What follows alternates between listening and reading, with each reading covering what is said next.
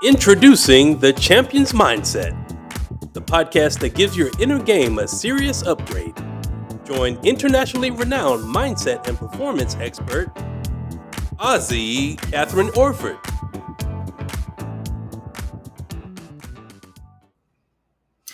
Hi there, everyone, and welcome. Welcome back to the Champion's Mindset. You are in for a treat tonight. I'm telling you, I met this amazing powerhouse of a woman when we shared a room at our recent National Speakers Association's conference in Scottsdale. And I went, I've got to have her on the show.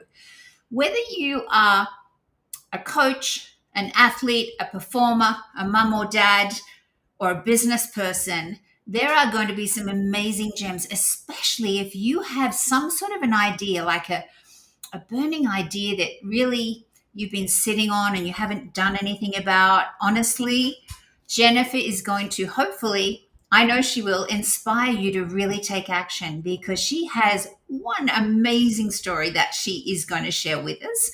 And here's a little bit about Jennifer right now. Jennifer Lea is the founder and CEO of Entry Envy, a direct-to-consumer brand that creates personalized address signs with built-in planter boxes and seasonal faux floral kits, plus year-round perfect planter fillers for front porches. Inspired by a home renovation after divorce, Jennifer launched the company in 2021 to help others create beautiful, welcoming entries with ease.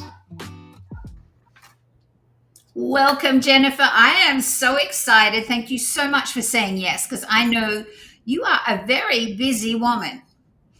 Well, thank you for having me, KATHRYN. It's my pleasure. It was so fun to get to know you, and it was just a few weeks ago, and in some ways it doesn't feel like that long, and in other ways it feels like a really long time, and I need to get out to Colorado and visit you again in person. Yeah, you do.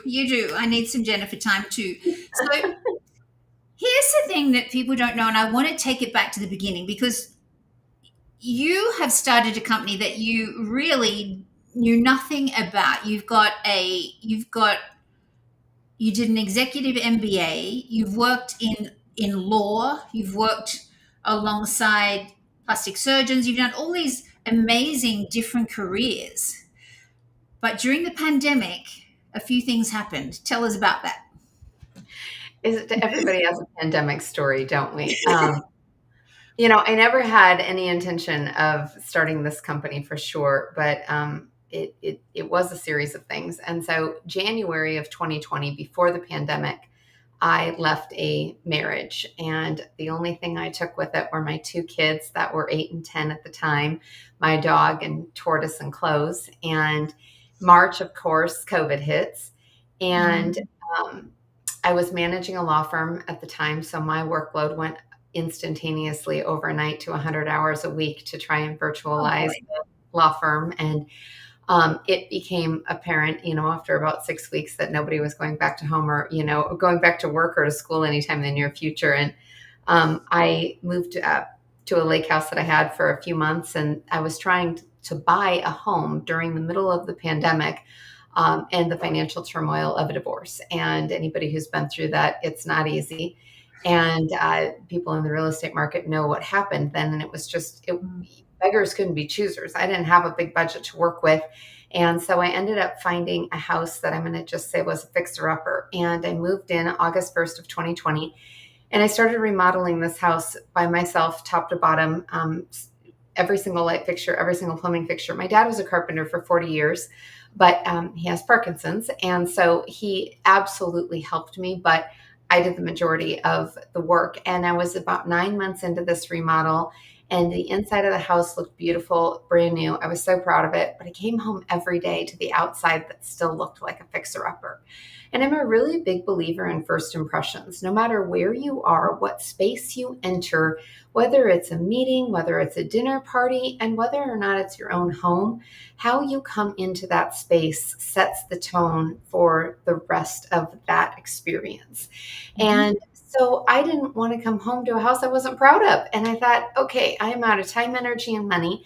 How am I going to add curb appeal here without spending a lot of any of that?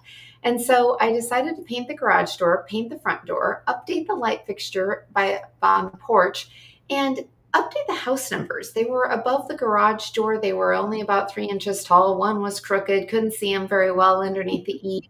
And so I started Googling modern house number signs. Nobody needs to do that. That's a boring search. And the only one that I liked was vertical, and it had modern house numbers on it, but they were silver and I wanted gold. And it had a planter box on the bottom. And I thought, I really like the idea of putting something artificial, because heaven knows you can't grow anything in a tiny little 3 by 8 inch box. And even if you tried, you're going to have to water it twice a day, and then you're going to rot the wood and all of that kind of stuff. And I'm going to put something artificial in there. And that way I don't have to put a wreath on my door and scratch my freshly painted door. And so I make this sign. I go to the craft store. I spend 45 minutes wandering around the faux floral department. But, I had to buy foam block and Spanish moss and all of this stuff. And then $38 later, I get home, and now I have to find my wire cutters. I've got moss all over the garage. I'm trying to get faux floral tape. I forgot that. I had to go back and get that. So I'm doing this whole thing. And I get done with it, and I hang it up right by my front door, right underneath a light. It had a little Easter set in it. This is April of 2021, right before Easter. And it was adorable. And then I realized that Easter was over in 2 weeks, and I was going to have to do this again. And dear God, what have I just done? And so I started searching for faux floral holiday and seasonal decor kits online. The holiday decor, subscription boxes. There was a subscription box for everything. Surely there had to be this. And there wasn't. It was looking high and low. And so then I started looking at some of the companies that made signs that were similar to this. And what were they selling? Nothing. People were planting real flowers in these. And no, it's not going to work. So there's entrepreneurs typically go into business for 3 different kind of ways. One is they've had an idea forever that they finally decide to launch. 2, they actually are just an entrepreneur by nature, and they look for problems to solve, kind of regardless of whether or not they're passionate, look for financial opportunity. And the third would be me. That is like, it was an epiphany. It was like, all of a sudden I had this idea, and I don't think I ate or slept for 2 days. I just created prototypes, and I did all the business models, and I just was like, I know there's a business model. And so it was instant, where I knew that it was not just house numbers. Women love to identify their homes in a personal way, and this could have could have a monogram. It could have a special message on it. They would all have a planter box, because that was the recurring revenue model I knew I wanted to sustain. And then I thought, what about the people who also have one moment, please.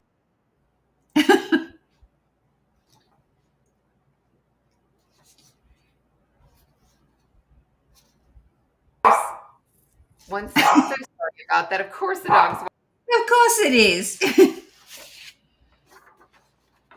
My Bella might start joining in a minute. Oh, she is actually in the room, but she's behaving herself currently. For anyone that has a dog, you know that these things can happen, especially if it's about dinner time or whatever. Welcome back. I'm sorry. So, and then I thought about, what about all the people who have, assisted living facilities or apartments? They should be able to have the option for something for their door as well. So we launched in October of 2021. We had 40 customers by the end of that first 3 months, and it wasn't enough to replace my 6-figure corporate income, but it was enough to know that I had something. And I knew that I needed to go all in. One of my coaches said that he referenced a book that had talked about the 99% rule, and 99%'s a bitch and 100%'s a breeze. And I really knew that it was like, I have to go all in on this, trying to manage 2 different companies, my own plus the law firm. And I was the executive director. It was not a cake job. And I thought, I can't do justice to either company any longer and try and do both at the same time. So it was, I always say, the hardest decision of my adult life was leaving my marriage. The scariest decision of my adult life was quitting a corporate job to chase a dream. Yeah, I can understand that. Now, in 2021, I think, was it, you actually earned a Best New Subscription of the Year? Have I got the years right? Or 2022? 2022. Yeah. So started in 2021, won Best New Subscription of the Year in 2022. And then we won a $50,000 pitch competition in 2023. We were also accepted into a national accelerator in 2023. It was interesting. I learned so much. I've never started my own business. I had 20 plus years of experience running $10 million plus companies and an executive Mm, MBA. None of that really prepared me for what journey I have been on the last 4 years. I'm sure it did, but being in the venture capital world and startup world is just so different. And so one of the things that I learned a lot was like, how do you define that? What is the difference between starting a small business and starting a startup? And um, I tend to pick things that are harder in life. Like, let's just, if we're going to go big, we're going to go bigger, we're going to go home, right? So let's not go little. Let's do the whole thing. So it's been hair on fire for the last 4 years, on an incredible journey of learning literally $1 million education that you just can't get, in you're a in it. formal education setting. No, it's lived Yeah. experience. So looking back, what practical steps or perhaps mindset, I've got to be really careful saying this, mindset shifts were the most critical when you bootstrapped Entry Envy and went to that fair, and really from concept to a profitable brand. So what were the, did you have practical steps in mind, or you just rolled with the punches, or what mindset got you through all of that? Because it must have been a huge learning curve. Yeah. Well, I think first of all, I'm a big believer in coaches. KATHRYN, you're an excellent example of one.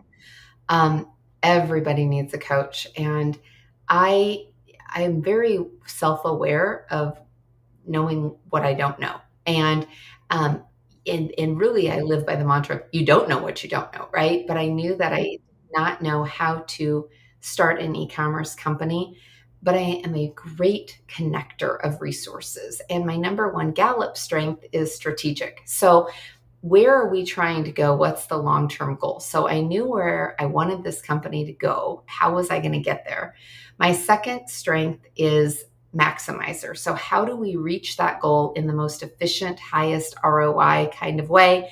And my third strength is arranger. What are all of the resources, people, energy, money that it's going to take to reach that goal? And so, mindset number one was awareness of self and what are my strengths? Where are we going? And then second, I went through the list of all of the people that I knew in my world and said, who do I know that can help me, give me the framework to at least start this company? And I interviewed her when I was getting my MBA over 12 years ago now. My thesis was a capstone project for a large company. I have an NDA, but it was a large consulting company. And I interviewed 78 executive coaches all over the world as part of this. And she was one of those coaches that I met. And prior to that, I didn't even know what an executive coach was. And so that journey of my MBA got me, one, the education of what are coaches and why do you hire them and when do you hire them. And second, it was an international thesis, and I learned that no matter where you live in the world, no matter what language you speak, values are values. Business is business. And it really helped me see the world in a different way. And so when I went to start this company, I looked at the resources that I had available. How could I hire people to help me at a much lower rate than just working within the US? My first assistant I hired was in the Philippines, and I paid her $6 an hour, and her only job was to keep me awake at night. I worked from 11 p.m. to 3 a.m. every night. Well, I worked from 7 p.m. until 3 a.m. every night, but her hours were from 11 to 3 because that's when I got tired. And I can paint, and retile and, refinish a floor, until 4 o'clock in the morning, no problem. It's really hard to fall asleep while you're standing up painting. But when you're sitting at a computer and all you're doing is coding and building the back end of a business and you're exhausted, it's really easy. And so her job was to just keep me awake. But even as simple as that, I wouldn't have known those steps to take had I not been through that experience. So it's interesting. Sometimes I think you go back from formal education, you're going to learn how to like balance books or, understand financials or whatever. But for me, I learned the value of coaches and I learned international values of business. And so she was the first one. The second coach that was super impactful to me, I hired in December of 2021. And I think one of the things that I've learned so much about coaches is that oftentimes they see you in a different way than you see yourself. And for me, he believed in me more than I believed in myself. He already had me owning the island. He's like, you've got this. You've got an incredible business idea. And, are you willing? Are you willing to leverage everything that you have? Are you willing to go all in? Are you willing to quit your 6-figure corporate job to chase the stream? And challenged me. But I wouldn't be here without having him along that side for about 18 months. I worked with him really close through that process because starting a company and doing what I was doing was one of the scariest processes for sure. So I don't recommend doing any of these things alone, right? And when you're a solo entrepreneur in the beginning, because you're the chief executive officer of all of it, you still can't do it alone. So it may not be somebody who works for you within your company, but coaches matter. So I'm curious, how did your VA, as she probably was, keep you awake? What did she do? She would just watch me, and if I started to fall asleep, I was starting to doze off. She would holler at me, talking to me. Or I would know it. I would be like, okay, I'm getting tired. What's going on in the world? Like, we just talk. It just made it less lonely because when you're sitting in your office at 1 o'clock in the morning, your children are asleep, you're tired, and you just are like looking at you and your computer, at least made it feel like you were sitting in an office sort of with somebody else with you. So yes, you're not alone. So you mentioned that it was like the scariest thing. How did you deal with that fear? How did you push through it? Ooh, we've talked a lot about fear, and the framework that I have come up with, because a lot of people have asked me, how have I done what I've done? I've reflected upon it, and it's data, faith, and guts. Those are my 3 pieces. And so whenever I make a decision, and typically big decisions, but these could be little decisions too. Data is, what do I know? What do I know about the situation? What are the facts? What's the truth? And sometimes that comes off of a spreadsheet, and sometimes that's other objective forms of data that I may get. Faith is, what do I believe? What's my heart and my gut if I were going to make a decision off of that, say? It may also involve a higher power, but it's really like taking the data, the facts that I know, with the intuition that I have and what I believe. And then guts is the courage to actually take the action, which for most people is where they fail. I always laugh and I say that women, I think in particular, have a harder time making a decision than men. We really don't want to get it wrong, and we're very sensitive to everybody else's feelings, and we've got the people pleaser component that tends to show up. And I always say, if people doubt me on that, just go in the nail salon on a Saturday afternoon and sit there and look at how long it takes women to choose a color for their nails for 2 weeks, right? We do not excel at decision making. Trusting our intuition. I think we have incredible intuition, and I think most people do, but not everyone gives themselves enough credit. But the taking action part, there's a lot of people who struggle with that. And women, again, tend to be more reserved in my experience than men. make a decision and move on and do it. I think the challenge in some of those big decisions is you have to stand by the decision you made. If you had the confidence to finally make it, it's staying with it. It's over and over and over. It's okay, I'm going, because it's not just one risk, and that's something I've learned a lot in entrepreneurship the last 4 years. It's risk after risk after risk. It's never easy. You look at people who leave a marriage or leave a bad relationship, but how many times do they go back to it? No, make a decision, whatever you're going to do, stand by it, trust yourself, and believe that there is going to be a net or water below you once you jump. It's going to be okay, So Jeff Bezos talks about one-way and two-way doors. I always like that analogy of the one-way door is something, if you make that decision, you can't go back through that door again. It's done. If you will not be able to go back to it the way it was. The two-way doors are like, you can try it, you can test it, and if it doesn't work, like, okay, just undo that, right? So some of those decisions, when I think about the data, faith, and guts framework that I use, is first is this a one-way or a two-way door? How big of a deal is this? That's a great way to think about it. If it's a two-way door, it's not that big of a deal. Like, just do it, right? If it's a one-way door, then take a few deep breaths, think about it over a weekend, because you need to stand by your decision once you make it. Yeah. So you talk about, and which I do as well, is failure is just feedback.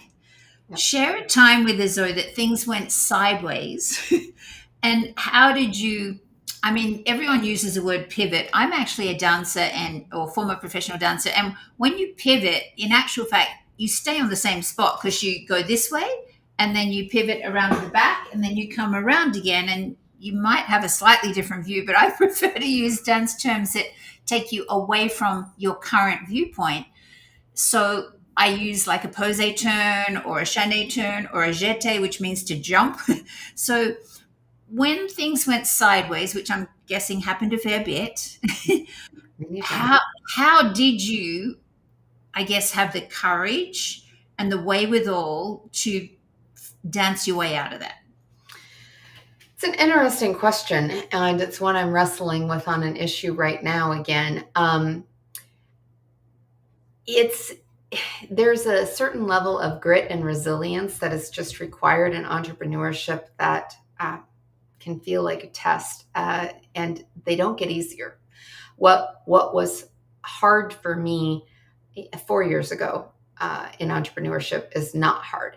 It's almost like I don't want to say an adrenaline rush, but it's just the challenges get bigger because as the company gets bigger, you just get more zeros on either side. The risks go up, not down, in most cases. And so the consequences, it's like when your kids are little and you're trying to teach them the difference between right and wrong, the consequences are fairly low. There's a wonderful book for kids, The Love and Logic, that is on that principle. Teach them how to make a good decision when they're 3, because when they're 16 and they're in a vehicle and you're not there, you want them to still have those decision-making skills intact. So I think for me, making the decisions that I made when I initially launched the company are so much smaller in comparison to what they are now. There are so many examples, and I think it's a matter of how do you just create so many different options to work through, and then it's trusting, right? So based on that same data, faith, and guts framework, we had 2 years ago, we launched a new website, and it was terrible. It was, it was an awful experience, and I had built our first one. This one was done by a professional agency, and I thought that they knew better than I did, and that we would be able to increase our conversion rate and all of these things that were supposed to happen. And we launched it at the beginning of our spring season, which is for us a big building season, and it was a flop, total flop. I panicked. I watched the numbers because, in e-commerce, you can look at the data on everything. And I watched these numbers go down In the first 2 weeks, I was like, okay, it'll be fine. And then it was just at 4 weeks, I was like, no, this is not fine. This is a disaster. And I interviewed and spoke with a lot of subject matter experts about what do they think is wrong with the site. I showed it to probably a dozen different people that were experts in e-commerce, in subscriptions, in websites. And I'm like, what do you think is wrong with this? This is what is happening with our numbers. And normally in a website, you only would change one variable at a time. They call it A/B testing. In this case, it was like a complete overhaul. So there's, 26 different variables. There's no way to like hone in and say, oh, well, this is what it must be. And so after talking to these 12 different people, I was like, I don't know. It looks great. It looks amazing. Like, I don't know. And I decided at the end of the day, there was nobody who knew the company and the customers and the product better than I did. And I was the one who built the first one. And I was going to have to be the one to fix this. And so I did. And within 30 days, I had it back to converting at where it was at. I had taken the best of the things that they'd done with the best of what our other site was and the customer journey experience. But I mean, I think it's like sometimes we want the easy button. We think that other people know better. And I have learned this lesson painfully so many times in business that you think you can take another course. You think you can ask another expert. You think you can hire somebody. And at the end of the day, there's hundreds of books on how to raise children, but there's no one book that teaches you how to raise yours. And there are hundreds of books on how to start a business and, business management and leadership, but there is not a playbook out there for your company. You're the one who has to write it. And so it's a really fine line between, when those obstacles come up of trusting yourself to figure out what the best answer is and not necessarily always looking to the outside world and paying for a problem to be solved because you very often may be disappointed when you don't get the result you were hoping for. Yes, I've had that experience myself massively. So you launched in Omaha. What did it take mindset shift wise for you to go, okay, we're doing well in Omaha. Now I want to go national? I never launched it just as a local brand. In your mind, it was always going to be. It was e-commerce, So, I mean, I did craft shows here locally, found out quickly those actually didn't work for us, but it was the power of the internet of you put it out there and anyone can find it. And so and I think that's an important distinction, KATHRYN. When I decided to quit my position at the end of October, at the end of December of 2021, we already had these 40 customers were national across the country. Half of them I knew, half of them I had no idea who they were. And that's really important in your friends and family. If those are your only customers, that's not enough data to say okay, it's going to work. And interestingly enough, I think many people who have started companies would agree with this. Oftentimes, your friends and family are not your customers. No, exactly. You think that that's who's going to buy, but move on. They're not probably going to. So don't get discouraged when they don't. So tell me about hammers and flip-flops and what's your vision with that venture and what impact do you hope to create with it? Well, so let's talk about that for a second. So that was a company that I started when we're going to go back to 2020 and 2021. When I was redoing my home remodel, it was like therapy for me. And I'm not kidding you, right? 1,800 hours of sweat equity in the middle of the night with me and a paintbrush and tile and, wood floor refinishing and all the things. I had a lot of time to think about things and it was a wonderful experience, but I decided to vlog the whole thing. And it was called Cheaper Than Wine. And I wanted to really share with women so the name. Cheaper Than Wine? I thought that if I spent my nights remodeling my house every night, it would be cheaper than drinking wine. Gotcha. Wine every night, but it really wasn't. And I did both. And, that's the whole thing. But it was fun. So I created great playlists and would share with my followers, what bottle of wine I was drinking while I was working on whatever project I was and what music I was listening to. But I wanted to show women actually how to do these projects. When it's different, Mm. you are watching an influencer that is remodeling her kitchen in Lululemon full makeup in 30 seconds, right? And like, you can do this too. And you're like, really? Can I? Yeah. And those women are amazing. But I wanted to like, how do you actually do this? And so that was where I started creating these how-to videos. It was also my first taste of social media, of putting myself out there and learning kind of what I wanted and what I didn't want.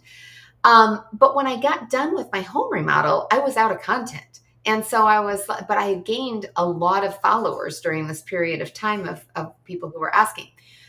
Then I also ended up, starting Entry Envy at that exact same time as I was done with my remodel. So I didn't have time to do both, still managing the law firm.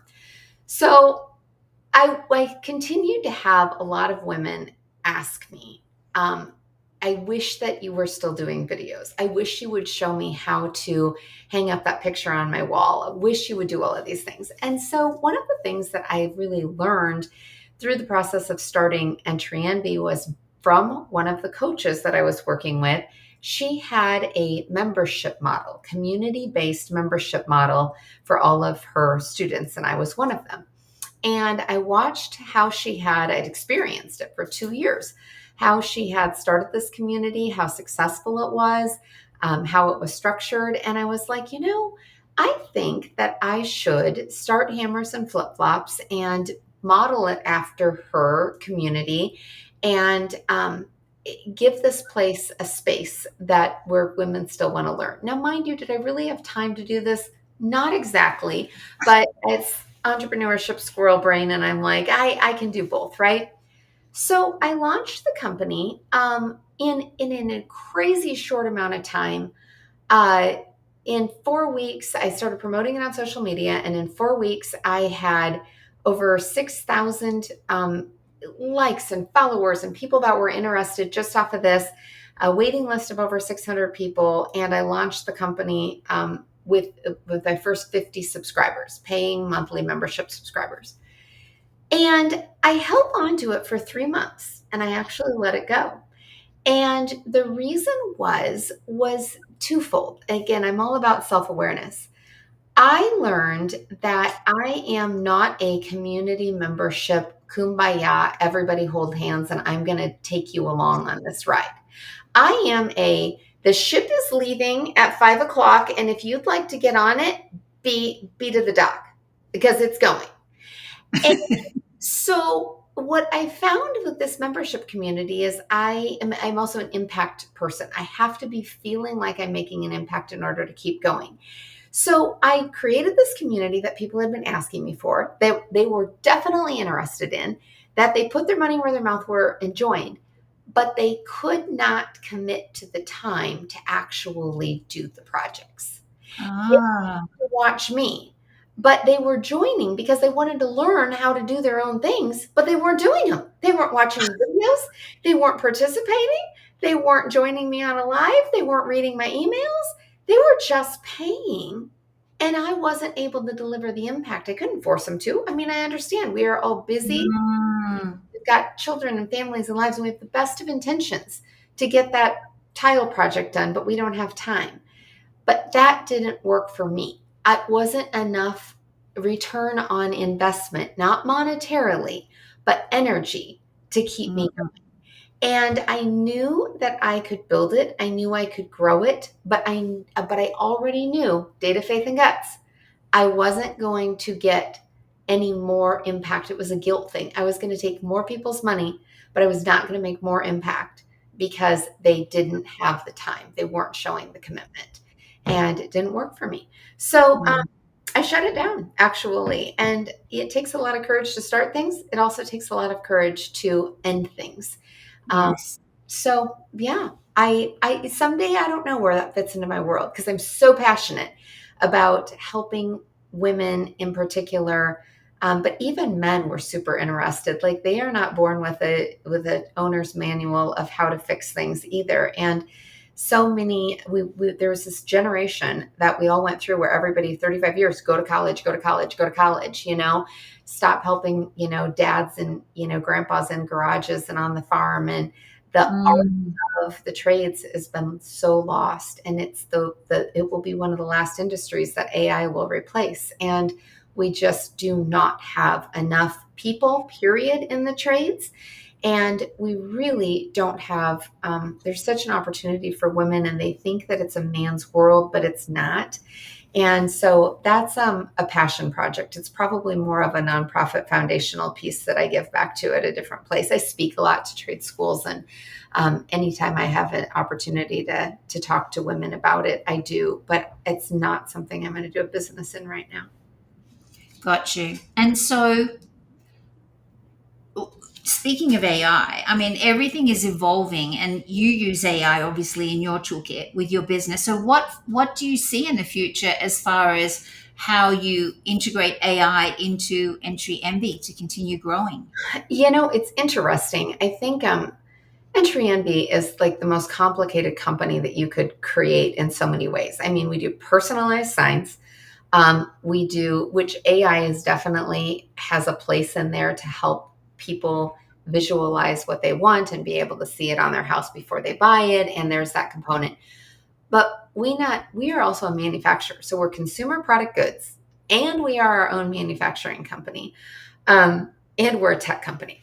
We're an e-commerce company. So every company, I think, today is basically looked at as tech in some level. So AI on the tech side, for sure, the back end, the e-commerce side, ads, audiences, all of that is so strong. On the manufacturing side, I think it'll be interesting. Time will tell. We're not there yet in terms of to test it.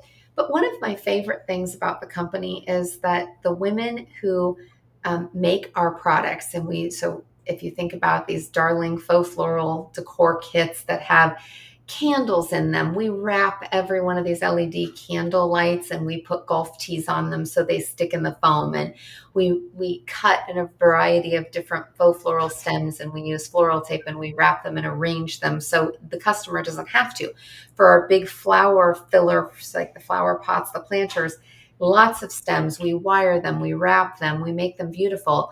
And what's beautiful to me is that the women who love to work on these are semi-retired women who love hot glue guns and faux floral and crafts. And it just provides the space. They want to work together. Community is important to them, and they get to do this. And so I think it's just so cool to get to build a company that culture is first, and that's an area I don't want AI to take over. We as women need community, and we need to feel like we continue to have purpose beyond a full-time career necessarily that consumed us. So it's a delicate balance for me where I tap into it and where I let it continue to have a place in the backseat so that women get to participate. Did I hear you say that you use AI to help somebody visualize what it's going to look like in their specific home? Right. So Their front porch? yeah. So it's creeping its way in a lot of places, but it's just like, see this on your house, right? So you can hold that, if you're on our website and under one of our products, then see this in my space, you can hold up your phone and that black vertical sign, hold it by your door, and you're like, oh, okay, I like it there, right? So it definitely helps. It also is a tool that we're experimenting with, and it will get there, of being able, and it already kind of is, but it's still, AI is moving so fast, as we all know. And it's not that it's not capable of it, it's how do you seamlessly integrate it for your customers. That our customers tend to be a little less tech savvy. They're women 40 to 60 is our core target market. And so how do you make it easy for them to be able to utilize the technology? And one of the challenges that we've had is we need your address. We need to know where your house is at in order for us to be able to, on the back end, pull it up through Google Maps, right? And be able to integrate it and tell ChatGPT, okay, we want you to show this woman a vertical house number sign to the right of her front door. Well, Chat has to know where her front door is at. And Yes. there is a lot of privacy concerns that people sort of like asking to get married on the first date. Like, can I come over to your house? Well, I don't really know you. I'm not going to give you my address, right? Yeah. It's this first, of like, I want to show you what this is going to look like on your house, but you have to give me your address. And you're like, I don't know if I'm ready to do that yet. So there's lots of challenges, as we all know, with AI. It's cool what it's capable of, but the actual practical implementation of it is still a challenge. I know when you were talking, I was thinking, oh, that's what you're doing is kind of sort of like when you go to a Sephora website. I think it's Sephora that I've done this. And you're trying to choose a lipstick and you can actually try on, you can say, this is a color. What does that look like on my face kind of thing? Yeah. It's pretty similar, isn't it? Yes. So we're nearly at the end. I could talk to you forever, but how do you personally pace yourself mentally and physically and emotionally? Or don't you? You just kind of get up every morning because you have a saying. What's that wonderful quote that you really get up, like? Dress up, show up, and do the next thing in front of you. Let's say that again, because I think we've got that pop on the bottom of the screen. This is sage advice from a woman that really understands this. Get up, dress up, show up, and do the next thing in front of you. And I think that's probably the best I can give, and try and follow my own advice. I continue to learn at 47 years into my life right now that I have to put myself first in order to take care of everyone around me. Yes. And so it's a balance, because I easily can fall into the workaholic category, especially when I'm on a really big project and I'm so motivated. I have to stop and say, have you gone to the gym today? Have you exercised? Have you slept? Have you drank enough water? Have you eaten? I hear you. I like to immerse myself too. I'm at the moment I'm recording content for the Champions Mindset app, and it's like I don't want to be doing anything else. And then I go, oh, but you haven't been to the gym today, and you haven't walked your dog. Yep. Yep. Okay. So it's take care of the basics necessities, right? So that you can take care of others. But I don't know that there ever is a balance. It's challenging. I'm the hardest boss I've ever had. There are days where I go, man, I'm a slave driver, right? I wish that I could go to work for somebody and, a 10-hour, 12-hour day would be cake. So, but when you love what you do, it doesn't feel like work. And so if you knew what it was going to take way back in 2020, would you do it again? I don't know. I think if I would have known, I would have gone, this is going to be way too much. I like I said at the beginning, the value that I've learned, you can't buy. I mean, I've bought it, but you just can't. I think that everything that you do in your life has a reason and a season. It's all part of a bigger plan, and I do not pretend to be in charge of what that is. Yes, you and me both. Correct. So I know that all of this is for a reason. I don't know how the story ends yet, and that's okay. So in the meantime, I get up, dress up, show up, and keep doing the next thing in front of me. But man, I think that I wish that more people who start companies would understand what is going to be required of them to be prepared and to really know.